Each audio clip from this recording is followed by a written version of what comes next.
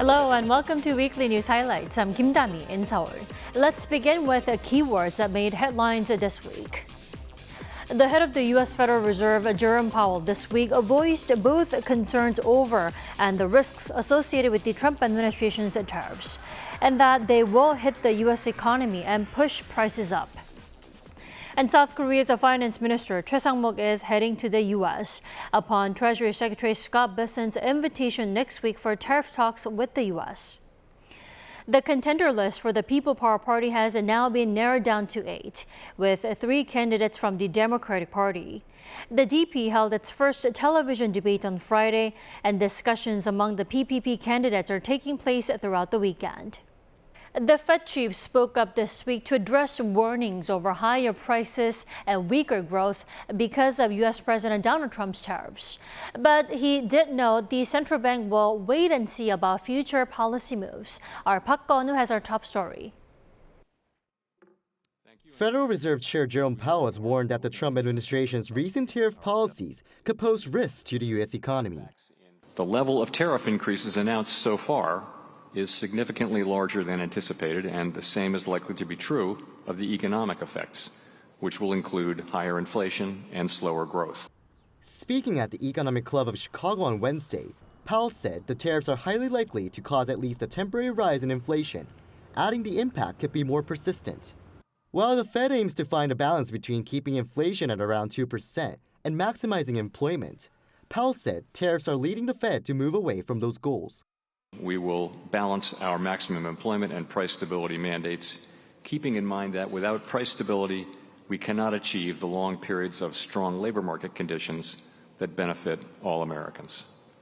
However, Powell also said the central bank will remain patient, holding off on any policy changes until it has a better understanding of how the current trade policies play out. Following Powell's remarks, U.S. stocks tumbled on Wednesday. The tech-heavy Nasdaq dropped more than 3%, while the S&P 500 and Dow Jones Industrial Average also fell by several hundred points. Also on Wednesday, gold prices soared, once even hitting an all-time high of $3,350 per ounce. Park Go-nu, Arirang News. The U.S. will make a very good trade deal with China, U.S. President Donald Trump touted on Thursday, as countries around the world have begun tariff talks with the U.S. Now, one of the first to sit down with U.S. trade officials was Japan. Our Choi Soo-hyung reports. U.S. President Donald Trump says he believes trade negotiations with China will be done over the next 3 to 4 weeks. We'll have a deal. I think we're going to make a very good deal with China. I think that you will see we'll make a very good deal with China. He said the U.S. is in talks with China, adding that Beijing had reached out several times.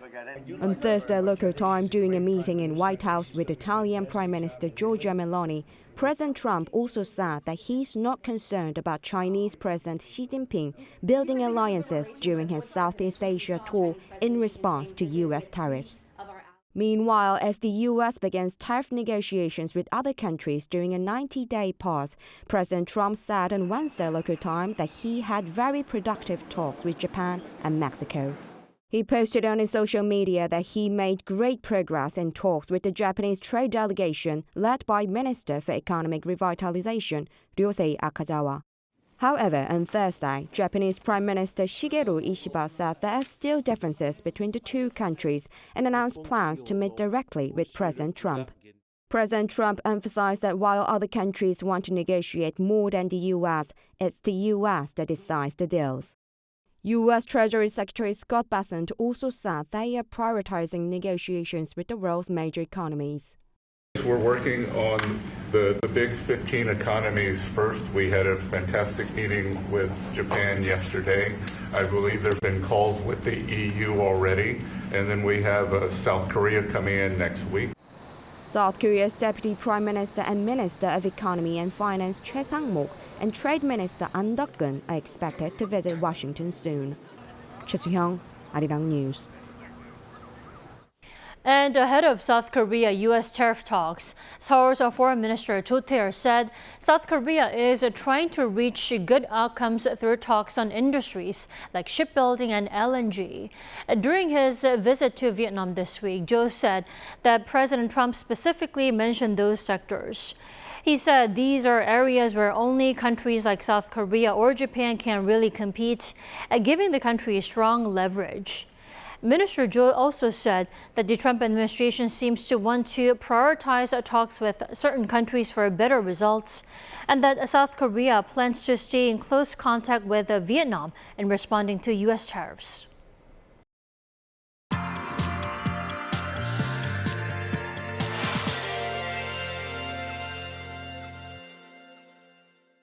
South Korea's central bank on Thursday decided to leave its benchmark interest rate as it is at 2.75%.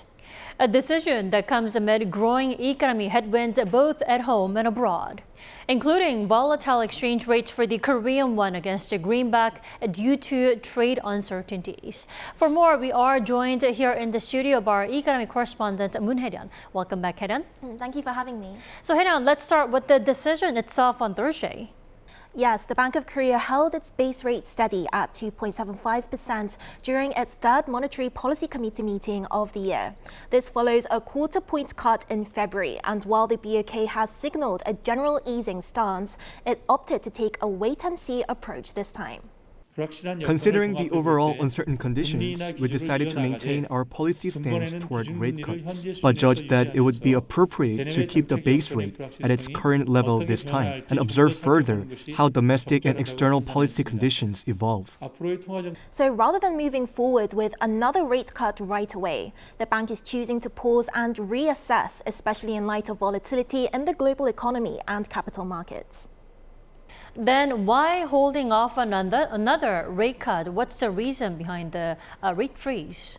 So there are several key reasons, and one of them is the Korean won. The exchange rate against the US dollar has been on a roller coaster, surging to a 16-year high earlier this month, then plummeting to its lowest for the year. Right now, the interest rate gap between the US and South Korea is 1.75 percentage points. A further widening could spark more capital outflows, putting even more pressure on the won. At the same time, global factors are weighing heavily. Trade conflicts, especially involving the US, have increased market volatility. The BOK is watching how US tariff policy unfolds, since changes there could ripple across financial markets, impacting Korea's exports and investor sentiment. Domestically, household loans are ticking up again due to a rebound in housing transactions. That also gives the BOK a reason to hold, at least for now, to avoid overheating financial risk. Hae-ryun, let's turn to the economy. What is the BOK's assessment of South Korea's current economic conditions? Frankly, the outlook is cloudy. The BOK acknowledged that economic growth was slower than expected in the first quarter. Both domestic demand and exports have taken a hit due to ongoing political uncertainty and deteriorating trade conditions. As a result, the central bank now expects full-year growth to come in below its earlier forecast of 1.5%. And they stress that the trajectory is highly uncertain, especially with trade negotiations still in flux. On inflation, things are more stable. March's consumer price index rose 2.1% on year, while core inflation, which excludes volatile food and energy prices, climbed 1.9%. Those figures are more or less aligned with projections, which gives the BOK a bit more leeway to focus on growth rather than tightening to rein in prices. Still, a high exchange rate could push some prices up, so it's a balancing act. Then where does this leave BOK's policy path moving forward? What are analysts expecting? That's right. So that's kind of where it gets interesting, because many experts towards the end of last year predicted 2 rate cuts this year, one in February and another in May. But now, after this hold, the most widely discussed scenario is 3 or more cuts before the end of the year. The BOK is signaling openness to further easing, but with caution. Any future cuts will depend heavily on data, and that data includes what the US Federal Reserve decides to do. Let's hear what one expert had to say about that. Tariffs are a major issue, but they are not the only one. One key factor is the U.S. Federal Reserve. Fed Chair Jerome Powell has made it clear that the Fed is in no rush to cut rates. If the Fed keep rates high, that limits the BOK's room to maneuver without currency outflows. What about the longer-term direction? Is the Bank of Korea shifting its focus? Yeah, so some experts believe that we're seeing a subtle pivot.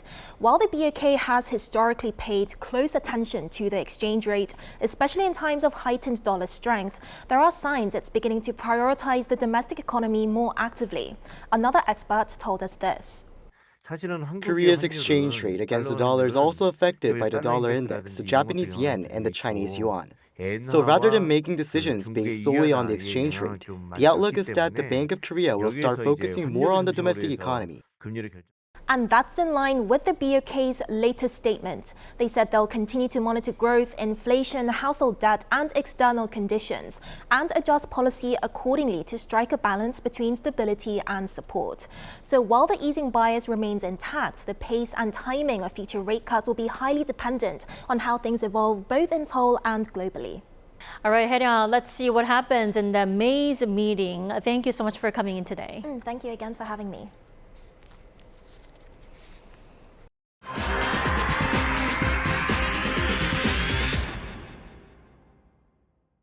Turning to the presidential primaries now, the three candidates of the Democratic Party held their first television debate on Friday. The People Power Party held a vision conference on the same day, followed by debates divided into two groups over the weekend. Our Shin Ha-young reports. As the presidential election gets closer, both rival parties are stepping up the pace in their primaries. The People Power Party held a party vision presentation on Friday, where each primary presidential candidate had 9 minutes to speak freely on the theme of South Korea's future following a pre-drawn speaking order. One name that came up among all the contestants, including Kim Moon-soo, Han Dong-un, and Hong Jun-pyo, was Democratic Party frontrunner Lee Jae-myung, as each candidate claimed they were the one best positioned to defeat him. Ahead of the candidate's speech, the PPP floor leader also called for ways to stop wrongdoing by each political faction. Candidates should explain how they plan to stop the wrongdoing of Lee Jae-myung's political faction if elected president. Please show that the PPP offers a more hopeful and better vision for South Korea than his. The candidates also emphasized that they had no legal risks while targeting E's legal troubles. Friday's presentation was held ahead of the party's first round of debates set for this weekend, with the candidates divided into two groups of 4. Meanwhile, the Democratic Party has framed the presidential election as a way to end the insurrection scandal and restore the country to normal. This presidential election is about ending the insurrection and getting the country back on track. What drives change in government and leads to winning the election is the interest and participation of the people.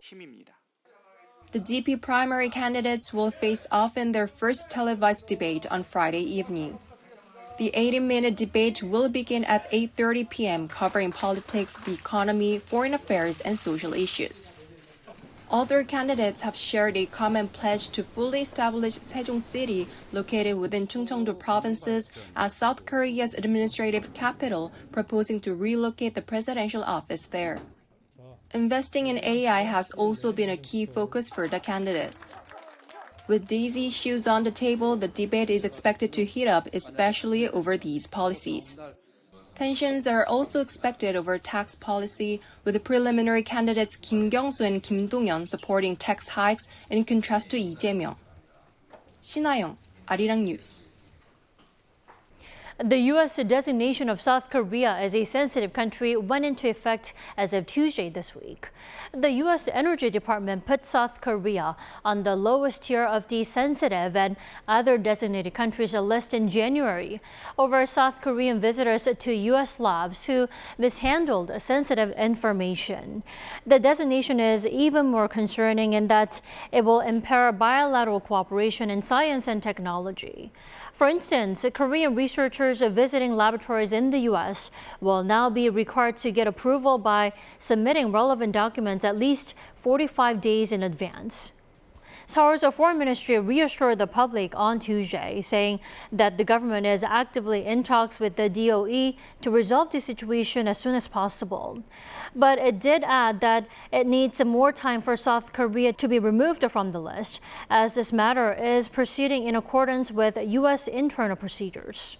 During a recent working-level consultation between the two countries, the U.S. Department of Energy reaffirmed that the designation of South Korea as a sensitive country will not affect ongoing or future research and development cooperation between Seoul and Washington.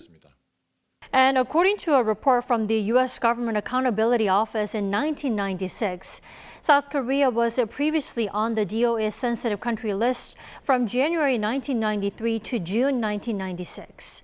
But the report added that South Korea was a country no longer considered sensitive as of July 28, 1994. The South Korean government walked back its plan to expand the medical school enrollment quota for 2026 to end the disruption to medical education and boycotts by medical school students. That means the quota will be reverted to 3,058, the same as in 2024 and before. Pyeongyang explains. The government announced on Thursday that the 2026 medical school enrollment quota will be returned to the 2024 level of 3,058 students. We will push for a legal amendment to allow universities to adjust their 2026 medical school enrollment quotas to the 2024 levels. Last year, the government raised the quota by 2,000 to 5,058. But doctors and medical students strongly opposed the move, alleging it would hurt training conditions. This led to a wave of leaves of absence among medical students, resulting in a significant gap in their medical education. Presidents of 40 medical schools proposed that the government restore the original quota for 2026 admissions if all first-year students return to class. The government accepted the proposal on March 7th, but only if a sufficient number of students to ensure classes could proceed without disruption returned by the end of March. A surge in last-minute enrollments at the so-called Big Five medical schools led to that number being achieved. While many former students returned, a number opted to register but not attend. So even after reversing the quota increase, the government still has more to do to get these students back to classes and resolve the healthcare workforce shortage.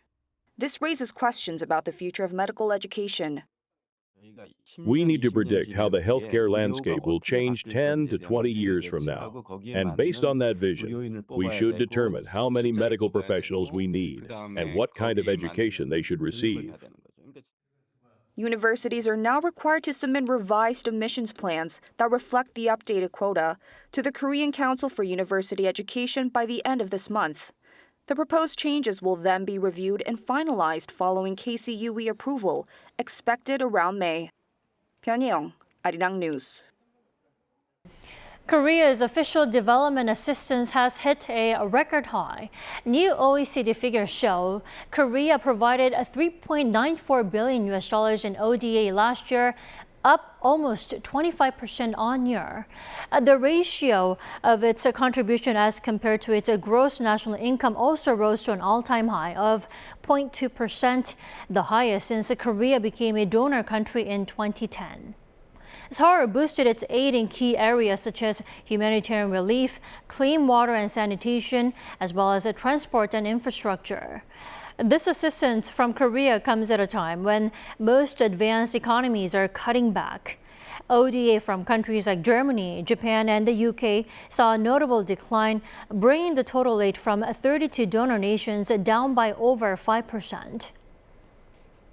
Up next, we share with you the story of one elderly man who is seeking emotional closure through a generous donation to help defectors build a new home here in South Korea. Our Kim Jung-sil has his story. 89-year-old Yang An-jong's life reflects the deep pain and division that has shaped Korea for decades. His story, filled with personal tragedy, is one shared by many families torn apart by the invisible line that divides North and South Korea. In 1947, when Yang was only 11, his father, a respected intellectual, made the life-changing decision to defect to North Korea. This left Yang, his mother, and 5 siblings behind in the South. The family's world was shattered and poverty took over. Yang's father's name became a source of shame. I was just a child when my father went over to the North. My mother, at 33, was left alone to raise 6 children.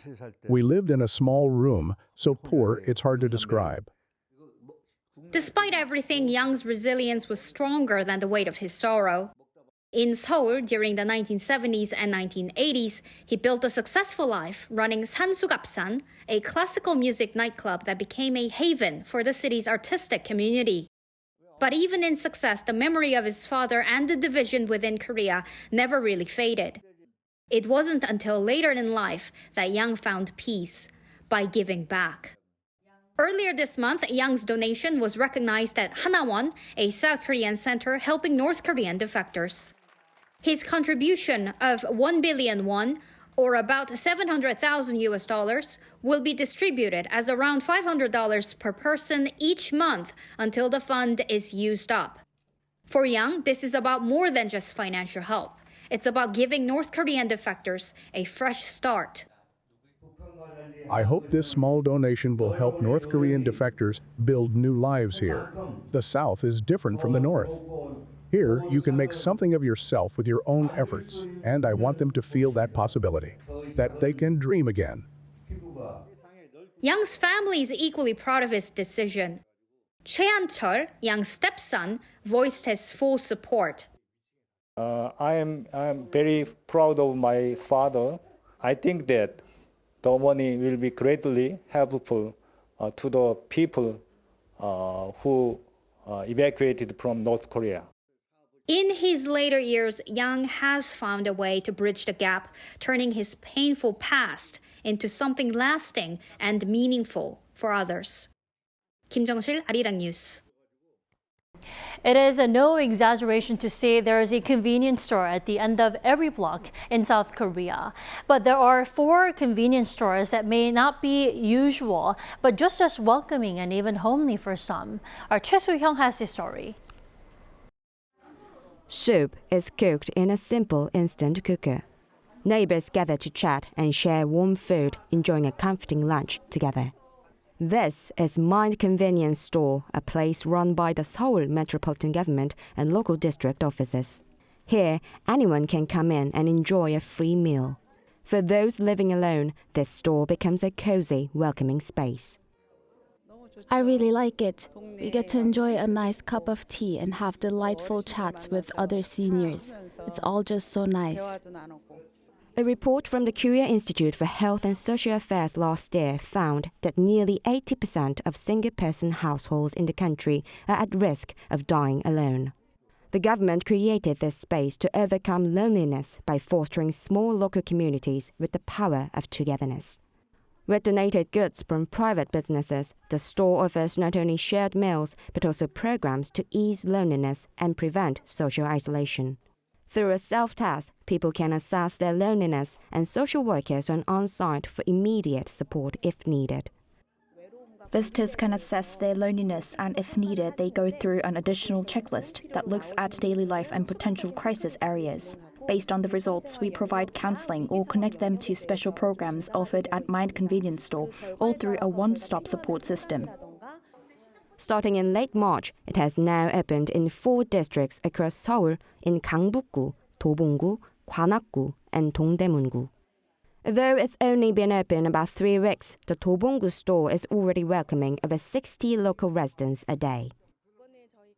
Until now, we didn't have many cozy spaces in the area where locals could gather and talk like this.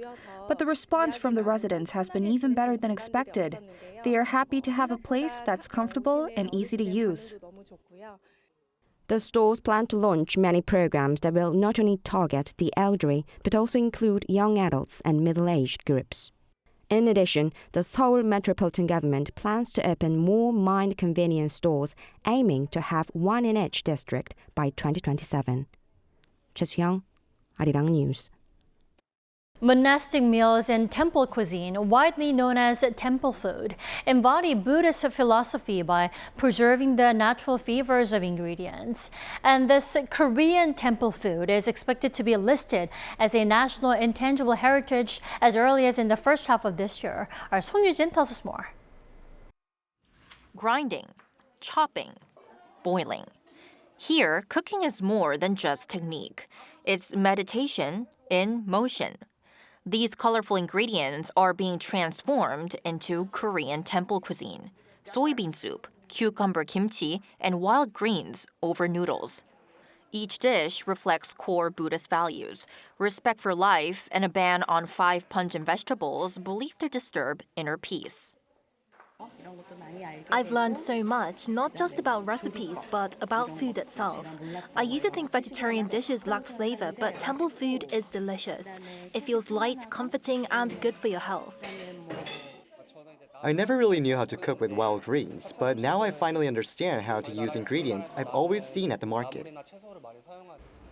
And Korean temple food, like this, has finally received the recognition it deserves, because last month, the Korea Heritage Service announced plans to designate it as a national intangible cultural heritage, literally food for thought. The agency cited the cuisine's historical continuity, cultural uniqueness, and its ability to evolve with the times. Since the introduction of Buddhism to ancient Korea during the Three Kingdoms period, temple food has been passed down through generations. In Northeast Asia, especially Korea, monks have traditionally farmed, foraged, and cooked their meals, creating a distinct culinary tradition. Korean temple food centers not only on vegetables and grains, but also on fermented foods like jang and kimchi. That's why it's increasingly seen as both nourishing and in harmony with nature. Because temple cuisine has long been practiced across Korea, the cultural core of Korean Buddhism spent years systematizing its philosophy, core ingredients, and preparation methods. The upcoming heritage designation is the result of that effort. And next, the Buddhist community is setting its sights on a larger goal: becoming a UNESCO intangible cultural heritage. A tradition that treats food as medicine and the body as a temple, now preparing to take its place on the global stage. 송유진, Arirang News. And that is all we have for this weekend. Thanks for watching and enjoy your weekend wherever you are.